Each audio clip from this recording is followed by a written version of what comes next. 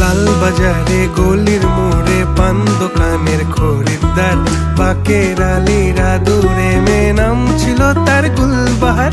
লাল বাজারে গলির মোড়ে পান দোকানের খরিদ্দার, বাকের আলীরা দূরে